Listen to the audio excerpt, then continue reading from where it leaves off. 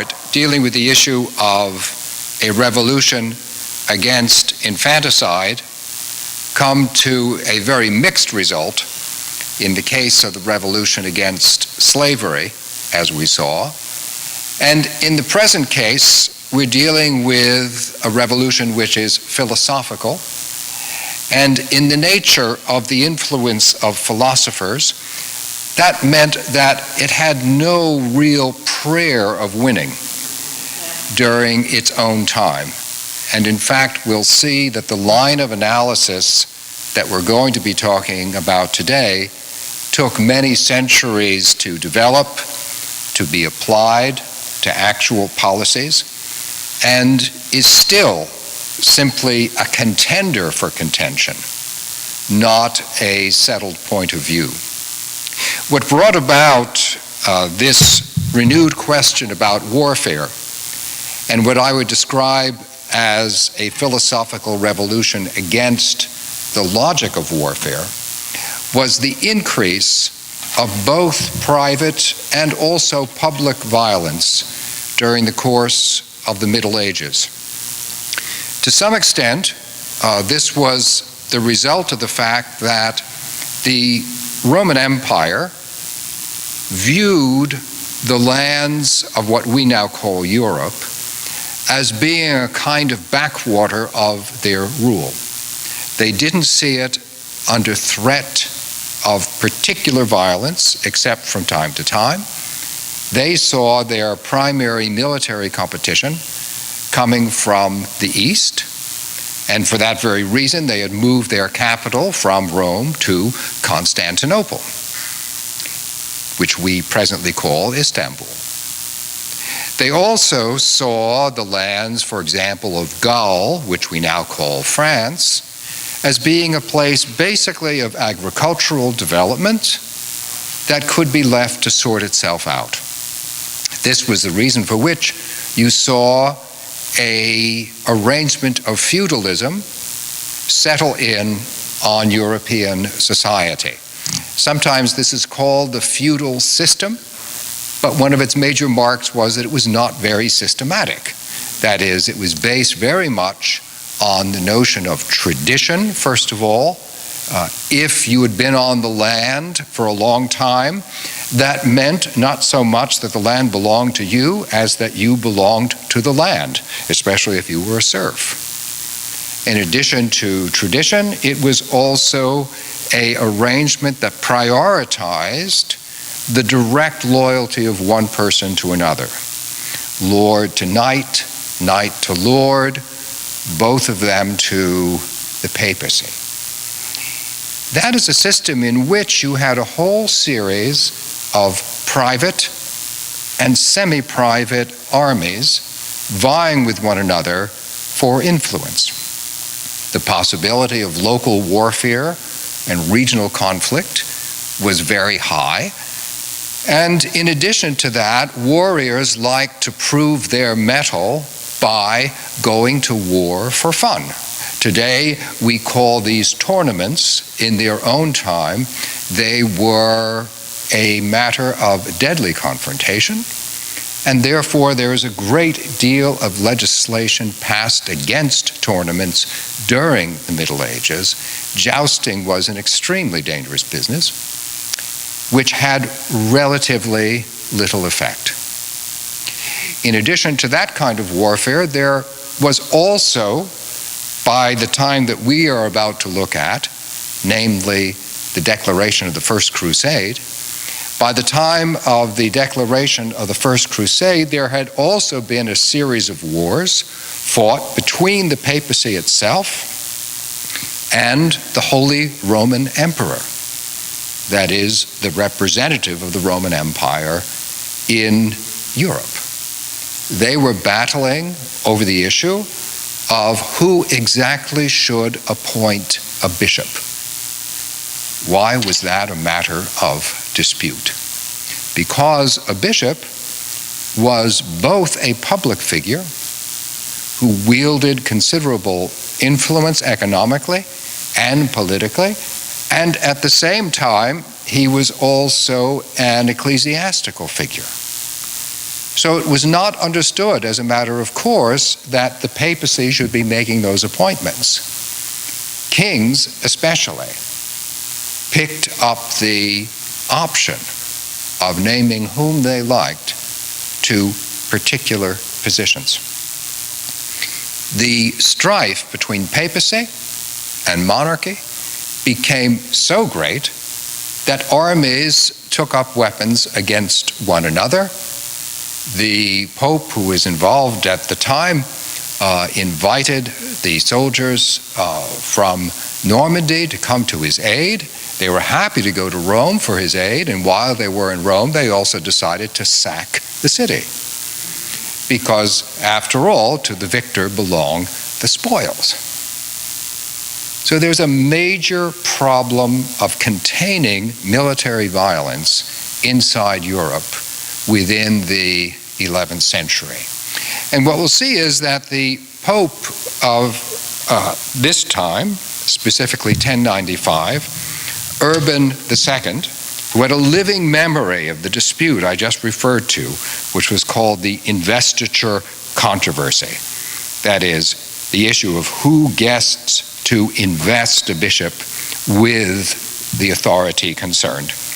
Urban was a veteran of that conflict through his protector, who was Pope Gregory VII, and he understood that he had been given an opportunity that would enable him to overcome this difficulty of mounting violence within Europe, and at the same time, and this is quite crucial, at the same time, cement his own power by becoming, in effect, the one centralizing figure in Europe in military terms. It is both an effort, as we will see, at social engineering, and at the same time, an effort to put forward the idea of a single Christendom, a term which becomes increasingly popular during this period, with a single head, namely the Pope.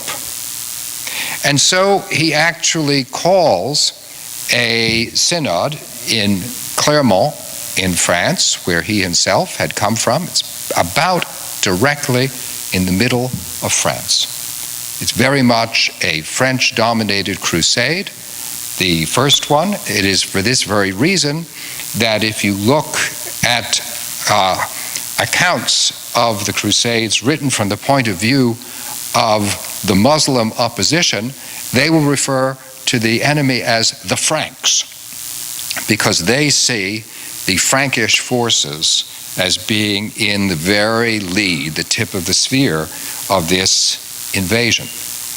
And the words you see before you, which are various reported by 5 different sources, but I have chosen places where those sources overlap one another very well, give you a sense on the grounds on which Urban II declares this crusade. First, he gives the motivation for why you should do this. Remission of sins will be granted for those going there if they end a shackled life on land in crossing the sea or in struggling against the heathen. He wants the Christian knights, as he calls them, to take a trip. He wants them to go to present-day Turkey, then called Asia Minor, and on to Jerusalem for a specific purpose. He had received an appeal from the Patriarch of Constantinople because of a recent increase in the activity of the Seljuk Turks. They were representatives of Sunni Islam in taking territory within Turkey, which had been land of the Roman Empire, and also of assuming control of Jerusalem in such a way, and this is a crucial part of the justification, in such a way as pilgrimage to Jerusalem became impossible, or at least very dangerous, for Christians who wanted to make their way to the Holy City. So in his concept, Urban is saying to the Christian knights, I want you to become Christian pilgrims in force. And you will have all of the benefits that always accrue to a person who goes on a pilgrimage. If you go on a pilgrimage, you acquire for yourself the remission of sins. Because what you're doing is atoning for the wrong that you've done in the past by engaging in an act of virtue. And because this is an act of virtue that you're setting out on, I, as Pope, can give you the remission of sins because I have that priestly power that derives to me particularly as a successor of St. Peter. This is also the period of time when the argument is being used that when Jesus said to Peter in the Gospel according to Matthew, you are Peter, and on this rock I will build my church, and the gates of Hades shall not prevail against it. And whatever you loose on earth, shall be loosed in heaven. Whatever you retain on earth shall be retained in heaven. When that was said, it meant the papacy in Rome in particular. Now, of course, Peter had been in Galilee before he was in Rome, but this power is not particularly claimed by any bishop in Galilee, of which there were many. Peter had been in Jerusalem before he was in Rome. He had been in Joppa before he was in Rome. He had been in Antioch before he was in Rome. And then he went to Rome. But the argument runs that, for some reason, the lineage of the Bishop of Rome to Peter has priority over all others. This is very much a part of the argument. And it would mean that the Pope is the person on earth with the most powerful authority to forgive sin. And that's why Urban goes on to say, I, being vested with that gift from God, grant this to those who go. That those who are accustomed to wage private wars wastefully, even against believers, go forth against the infidels in a battle worthy to be undertaken now and to be finished in victory. So there's no doubt that although the overall argument that this is an atoning pilgrimage is being used for the activity, its purpose is also military. And it amounts to a promise of preemptive forgiveness. That is, it's not only the sins you have committed at the moment you go on the crusade, it's also those sins that you might commit during the crusade. Just the promise you want to make to adolescent young men. And it was a promise of such force that it wasn't only the Christian knights who heard it. The total number of those involved in this crusade, from the point of view of the Crusaders, has been estimated at 100,000 people.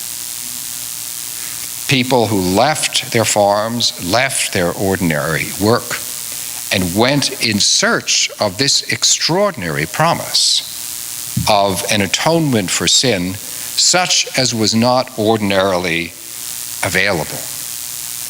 And Urban also sets out how it is that you would become marked out as someone who had engaged in this activity. Everyone who has decided to make his holy pilgrimage and has made a promise to God and has vowed that he will pour himself out to him as a living, holy, and pleasing sacrifice must bear the sign of the Lord's cross on his front or breast. Anyone who, after fulfilling his vow, wishes to return must put the sign on his back between his shoulder blades. So it would be very easy for a person to mark himself out as being a crusader, and nothing that Urban said limited this to those who were already involved in military operations. The result was an extraordinarily indisciplined army. Before they even set off for Asia Minor, they engaged in a series of pogroms against Jewish communities, using the argument, why should we travel to defeat the infidel abroad when the infidel is now at home? It's also notable that this language of the infidel, that is, the person who does not believe as we believe, is introduced by this propaganda for the Crusades and then is picked up by the Muslim opposition in order to respond to this language. And it was not only language that's responded to, it's also tactics, because many of those involved are not professional soldiers and are not only uneducated, but in some cases quite cruel. The number of atrocities committed during the course of the Crusades would be virtually impossible to catalog. One of the most gruesome accounts I've ever read concerns the practice when besieging a city of taking some hostages, beheading them, and then using a catapult to lob the heads into the city in order to dishearten the local population. Well, that's fine. You can do that once, but it's going to return to you. Once you introduce that kind of tactic, it is gradually going to become standard. And that is emblematic of what happened in a kind of ethical race to the bottom during the course of the Crusades. Urban goes on in a way that also inflamed passion against Muslims by saying these men have destroyed the altars polluted by their foul practices.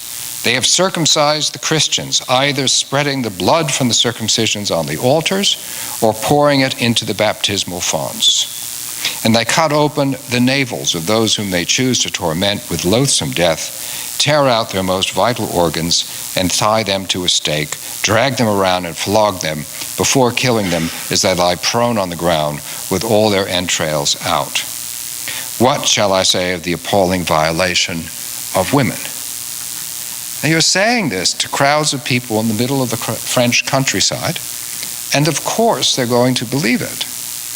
And they're going to act on it as preemptively as the forgiveness they were given was preemptive. It was a kind of charter for violence, and it, in fact, came. As was well known by the time we come to the philosopher I'm referring to principally, that is Thomas Aquinas. He had in his understanding not only the example of the First Crusade, but of subsequent crusades. He also had the example of what is called the Albigensian Crusade. That is, the crusade against a particular group of Christians in the south of France who were called the Cathar, and who were centered on a place, a city, well worth visiting to this day, named Albi, and for this reason it's called the Albigensian Crusade. Those too were examples where genocide became the rule. In one of the most famous battles at the beginning of the 13th century, it is said that the French troops, consulted by a papal legate, surrounded the town of Béziers in France, where the Catholic population of the city had agreed to take in the Cathar, who were running from their destruction at the hands of the Crusaders. The Crusaders surrounded the city and then ordered everyone inside to be killed, not only the Cathar, but also the Catholics. One of the commanders said to the papal legate, shouldn't we try to make a distinction between the heretics and the faithful? And the papal legate said, kill them all, God will know his own. So when you write about war in the 13th century, you know about these events, and you understand the ways in which not only local warfare, but also warfare which was supposed to have been at the highest moral standard, had led to catastrophe. And so Aquinas sets out his understanding for how it is that we should understand warfare. And his premise is that under virtually all circumstances, war is sinful. That is, that war properly understood cannot be undertaken to be just in itself. It is only a possibility that arises under particular conditions in order to meet injustice, not in order to establish justice. We should not see war as an ordinary or usual condition for any society. War should be seen as a disruption, and it is a disruption only to be countenanced under particular circumstances. And he sets out those circumstances in his Summa Theologica, writing, there are three requisites for a war to be just. The first thing is the authority of the prince, by whose command the war is to be waged. It does not belong to a private person to start a war, for he can prosecute his claim in the court of his superior. In like manner, the mustering of the people that has to be done in wars does not belong to a private person. But since the care of the commonwealth is entrusted to princes, to them belongs the protection of the common weal of the city, kingdom, or province subject to them. And as they lawfully defend it with the material sword against inward disturbances by punishing malefactors, so it belongs to them also to protect the commonwealth from enemies without by the sword of war. He is here particularly thinking about that passage when Paul wrote to the Romans of Roman magistrates, it is not in vain that they bear the sword. The idea is that there is an element of punishment within social life which simply is a necessary part of organization. And as you can have the internal application of that principle to deal with crime, and you should deal with crime, so there's an external application of the same principle. It's one of protection in order to deal with foreign aggressors. However, the assumption is throughout that whoever makes this decision to go to war, Thomas Aquinas assumes it's a prince or a king, because he also thinks that's the only rational form of government. He thinks that the only alternatives to having a king are A, to have a committee, and he doesn't believe that a committee could ever run anything. If you don't think that is true, you can follow the news about Parliament today. And if you don't have a committee, then Thomas Aquinas argues there's this thing called democracy. Well, that's ruled by the mob. So he doesn't see that as plausible either. He defends monarchy on the grounds that only a person can be rational. A person has that ability to reason, which is in fact lost in groups and totally submerged in mobs. So the best form of government you can possibly conceive of, if you truly want to see the pursuit of virtue, is by means of a wise king. And what a subject therefore should do is improve the wisdom of the king, see to it that the best possible knowledge gets to that person, and also that the rationality of that person can be encouraged. He is, Thomas Aquinas, a revolutionary figure. He's nothing like a Democrat. But then most people in this period are nothing like Democrats. Monarchy is in fact gaining in force during this period, precisely because of the idea that if you want your society to be virtuous, then your society must be guided by rational policy.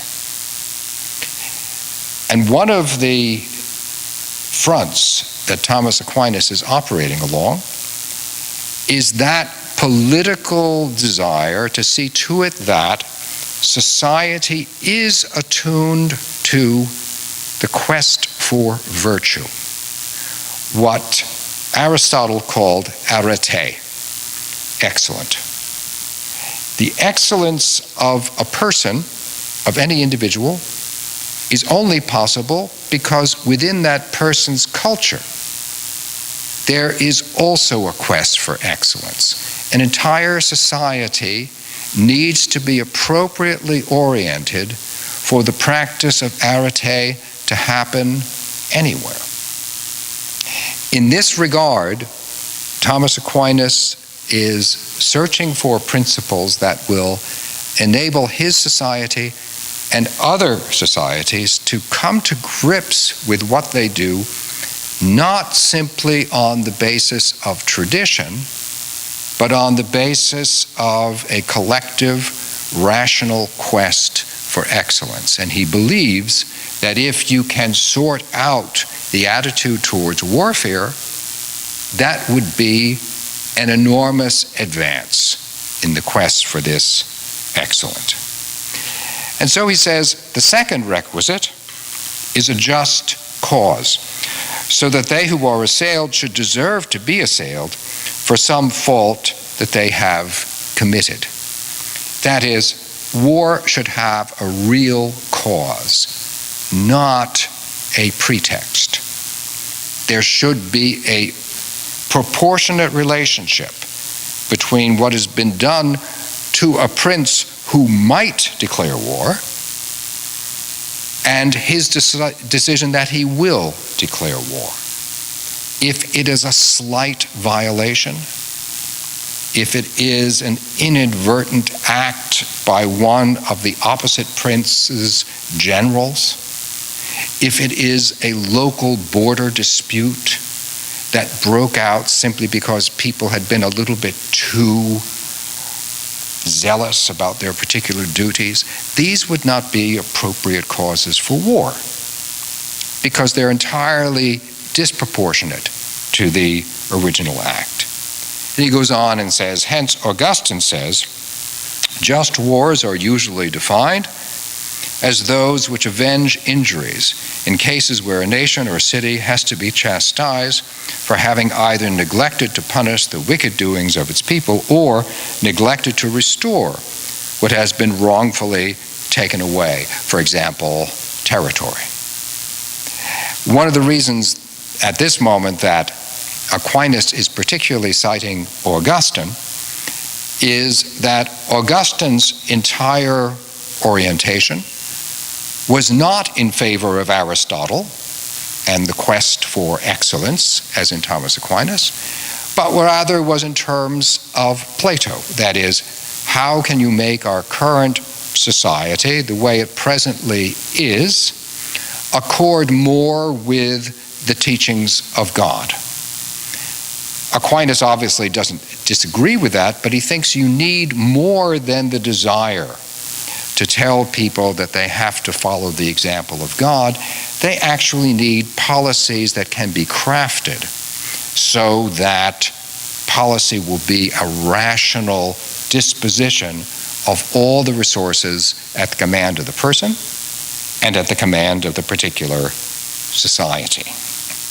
The third thing requisite is a right intention of promoting good or avoiding evil. For Augustine says, eagerness to hurt, bloodthirsty desire of revenge, an untamed and unforgiving temper, ferocity in renewing the struggle, dust of empire. These and the like excesses are justly blamed in war.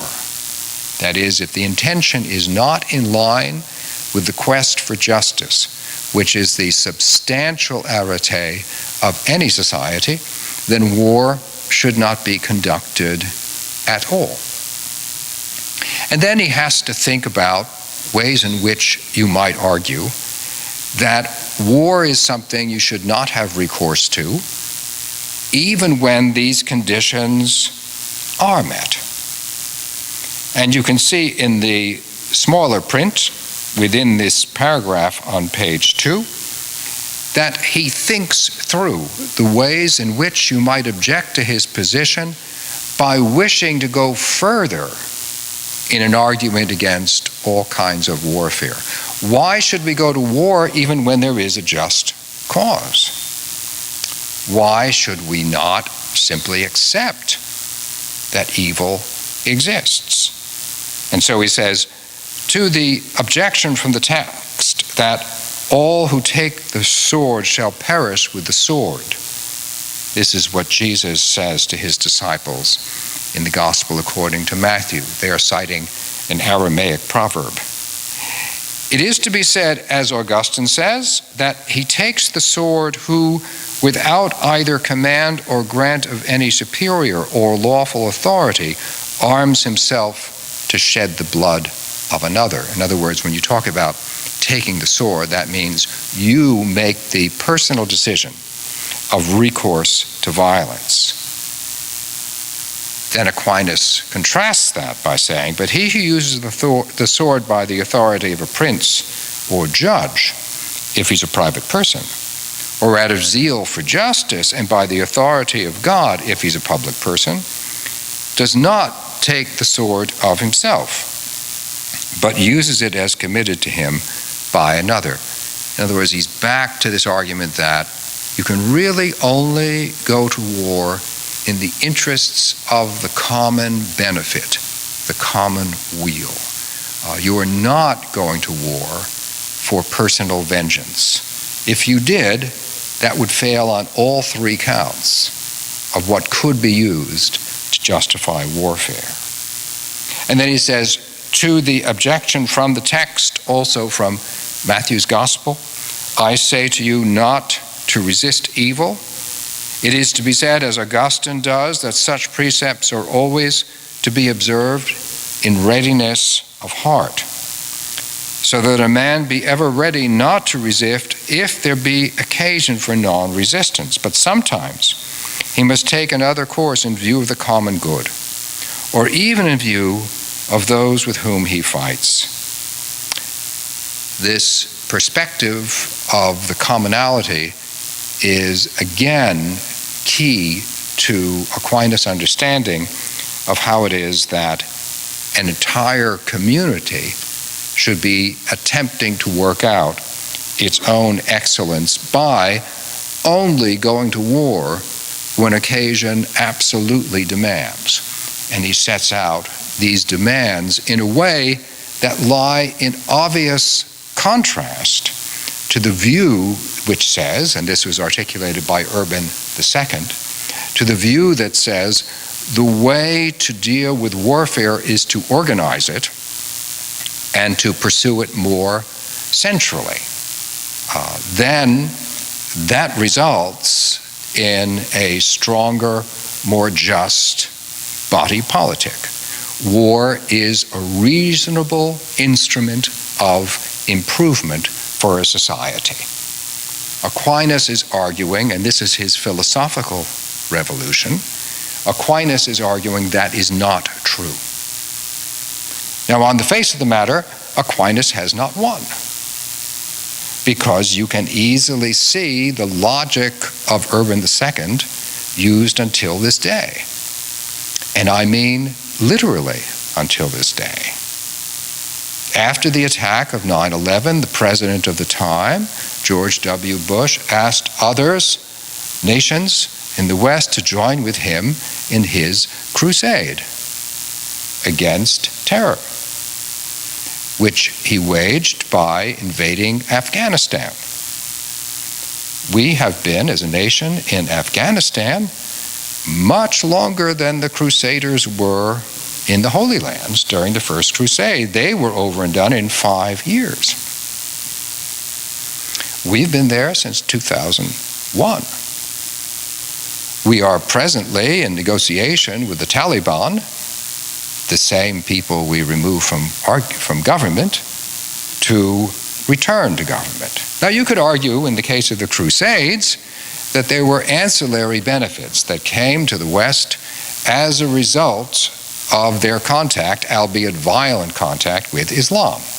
We got a lot out of it. We got Arabic numerals.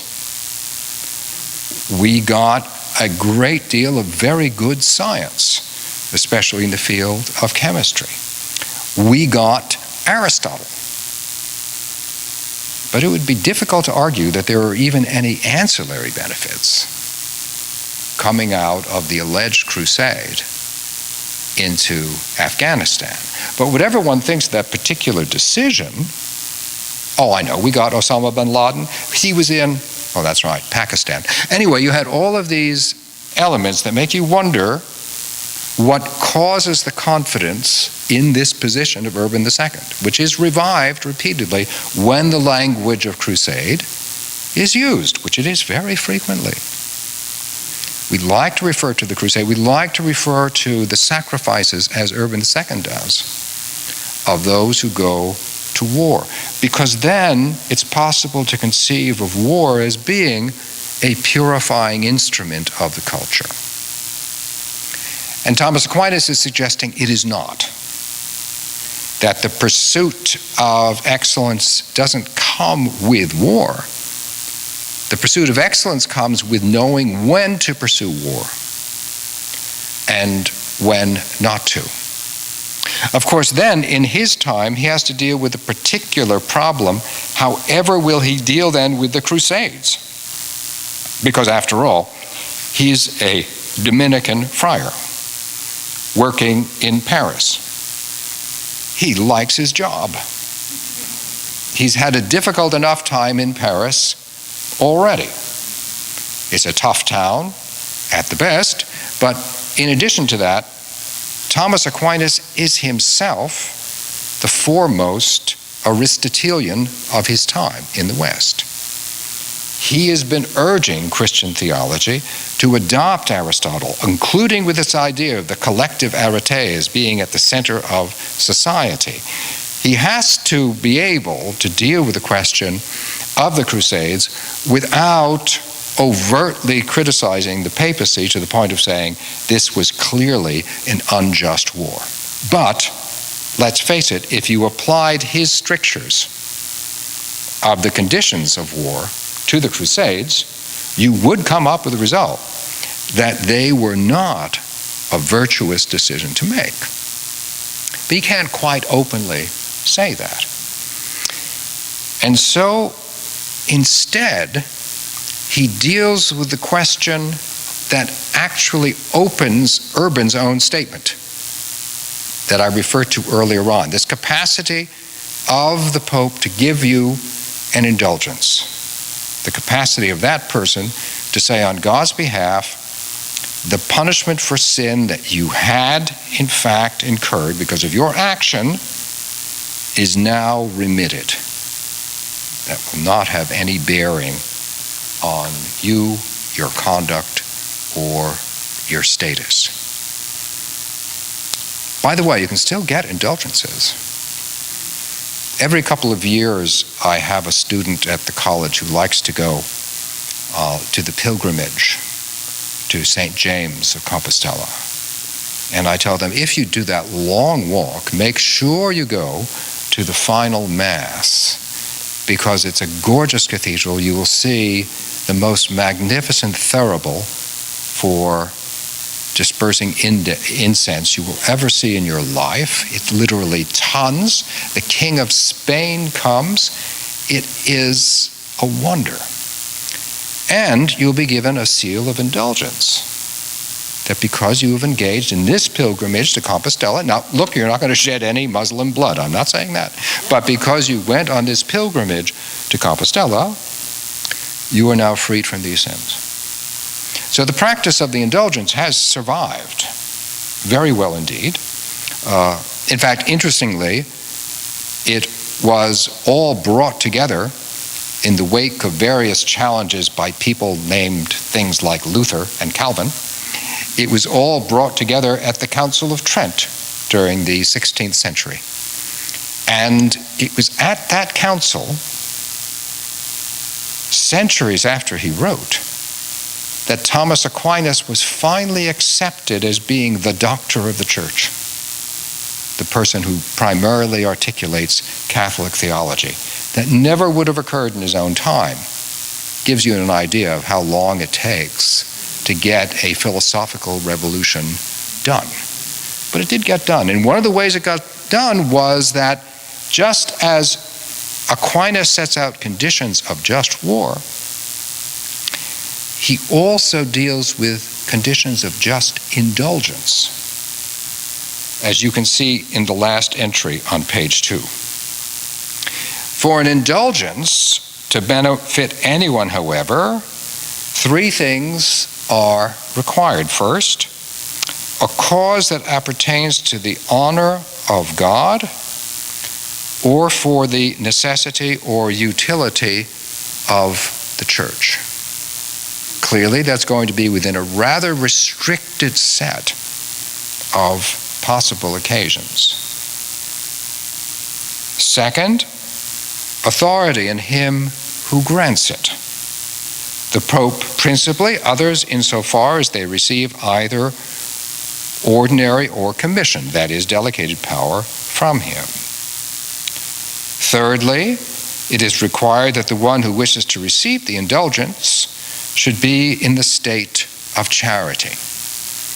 That is, if I seek to get an indulgence myself, any indulgence, and my reason for doing so is that I have knowingly harmed a neighbor with the understanding that I can go and receive an indulgence for that, it's canceled. It can't work out. Now, I would observe the ways in which these 3 conditions relate directly to the 3 conditions for just war that he laid out. They're not in quite the same order. That last issue, the one of intention, that is in 3rd place in the case of war and also in the case of the indulgence. But when it comes to the indulgence, he refers first to the cause, meaning that the cause has positively to be for the honor of God or the necessity of the church. That is the equivalent of looking for a reason to give an indulgence and to receive an indulgence. In other words, an indulgence, like a war, should not be routine. It should relate to particular circumstances that are proportional to the cause concerned, whether it be harm in the case of war, or it be the honor of God in the case of an indulgence. Implicitly, therefore, this reasoning is calling in question the Crusades, which, even as Thomas Aquinas was writing, were on the way out. Europe had largely got the memo that they were not going to win this confrontation. And in addition to that, they had seen how much damage had been done within Europe. In 1204, Crusaders set out, and they set out on the basis of a very significant loan that had been given to them by bankers in Venice. And the interest of the loan was so high that they realized that they really couldn't wait until they retook Jerusalem in order to pay back the bankers. So they decided that instead they would sack Constantinople. And many of the artifacts presently in Europe, in fact, come from that sack. It's very interesting. After the sack of Constantinople, there was a miraculous discovery of the bones of Mary Magdalene in the south of France. There is almost no doubt about how they got there. So it was understanding that precisely this kind of abuse had been going on in the name of an indulgence, and that if you permitted it, it would continue to go on, since if you go on pilgrimage to the remains of Mary Magdalene, you can get an indulgence for that too. Thomas Aquinas is arguing for a containment of when the power of violence is used, and also when any unique power of forgiveness is proclaimed, and he's doing so on the basis of the common necessity of an agreed arete as being at the center of a virtuous common life. As I suggest by means of my reference to Afghanistan at the moment, I don't think we are measurably closer to that aim than we were in the 13th century. But just as it was possible to move from the basis of Plato to Aristotle, and for these ideas to be handed on, I find it very interesting. Whenever I go down to West Point for some of our common work there, what I find is a great deal of interest in exactly these conditions of Thomas Aquinas. And very often they are cited not in the form that Thomas Aquinas refers to them, but instead in that of a later Dutch Reformed thinker, Hugo Grotius. I think at some stage they really all must have been Protestants, the people who were studying warfare and its justice. And so you find Hugo Grotius cited, but he's citing Thomas Aquinas and Augustine. It's a common perspective.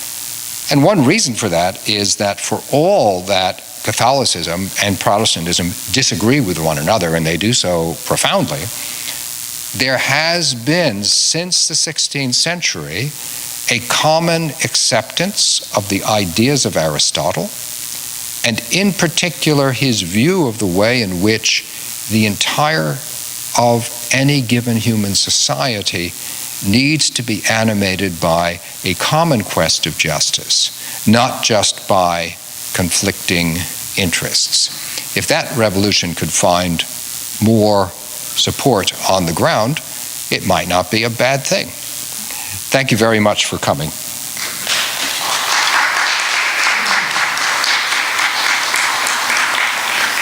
Well, as sometimes happens, I did go on, and for that I apologize, and I thank the Cardinal of Red Hook for making no rude gesture in my direction despite the time. Yes, please, Cantor Bob.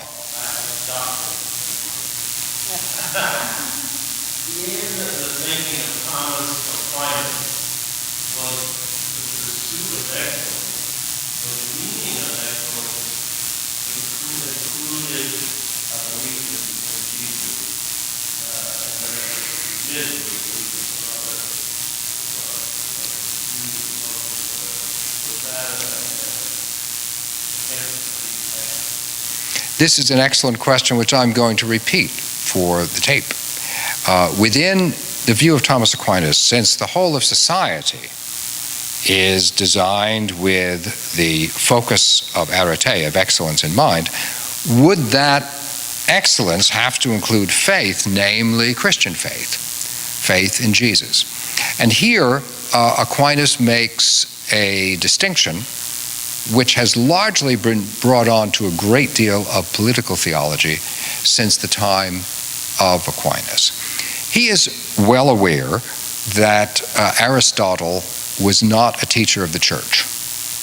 Aristotle, for all his virtues, was not a bishop, does not visibly believe in Jesus, though in the reading of Aristotle in the Middle Ages, Aristotle clearly did believe in God, that his unmoved mover is not only a physical force, the unmoved mover is that, but the unmoved mover exerts causation to such a degree that you are, in fact, dealing with a theos, with a God.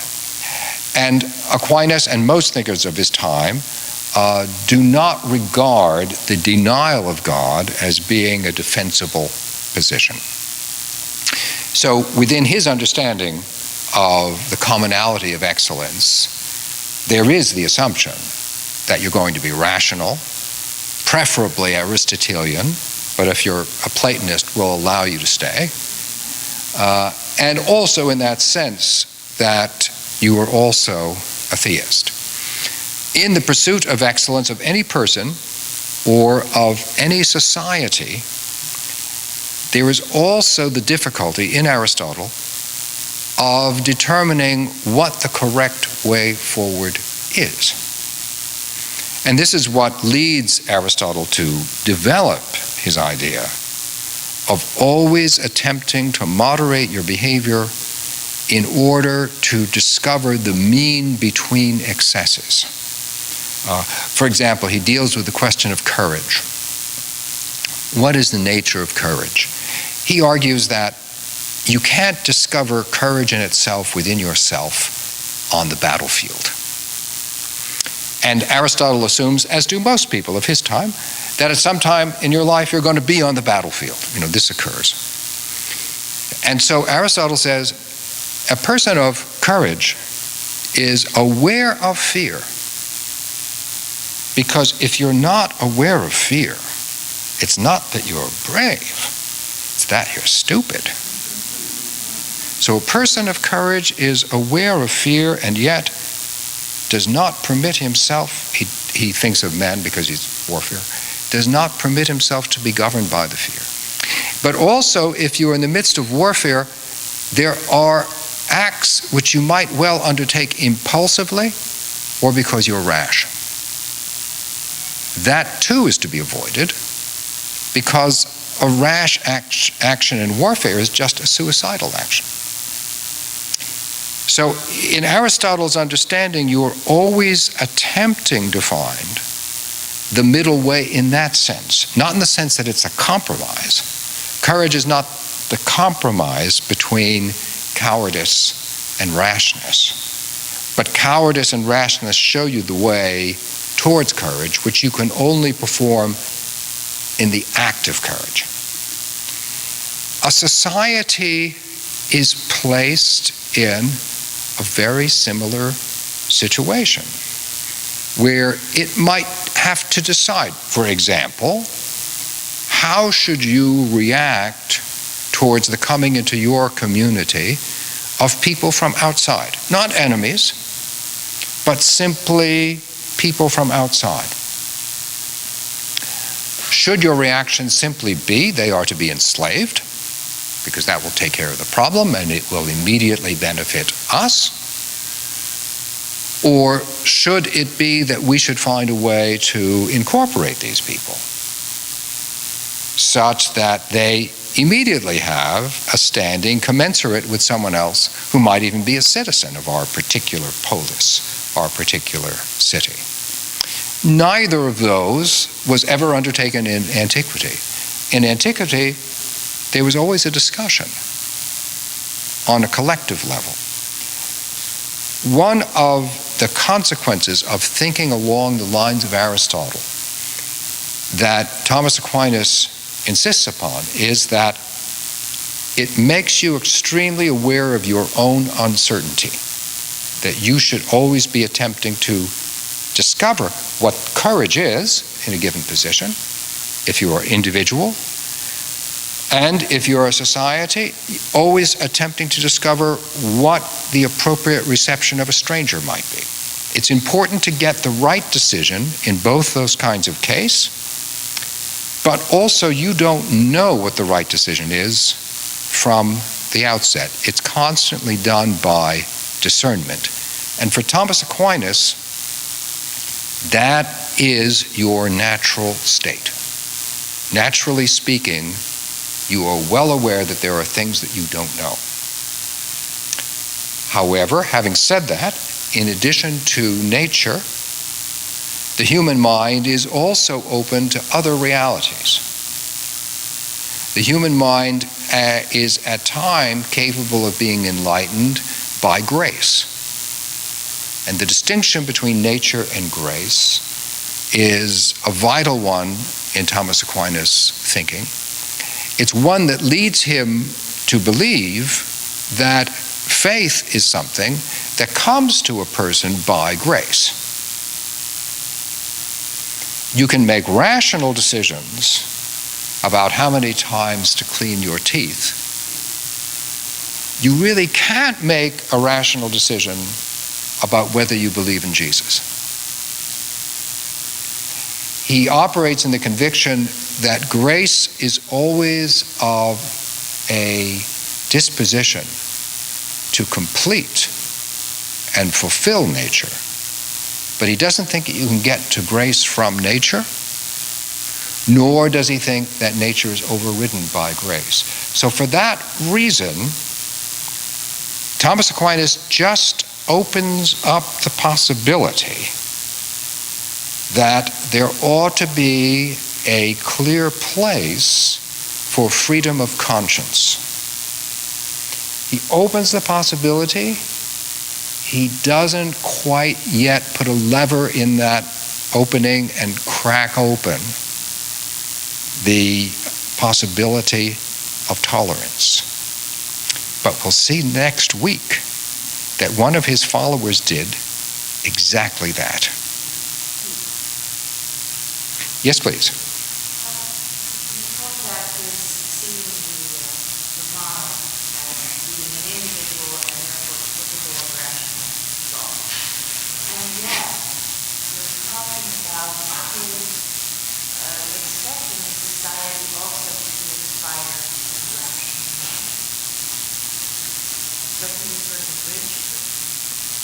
Yeah, this is a good question.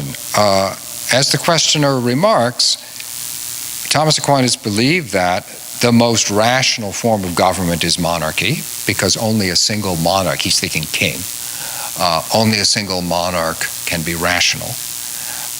But yet he also, it is true, thinks that the society itself, people like him, should be able to articulate what this rationality is, and should also be able to express that towards the monarch, so that the monarch could be educated in the ways of reason. So although he sees the monarch as being the instrument of rationality, the monarch is not the source of rationality.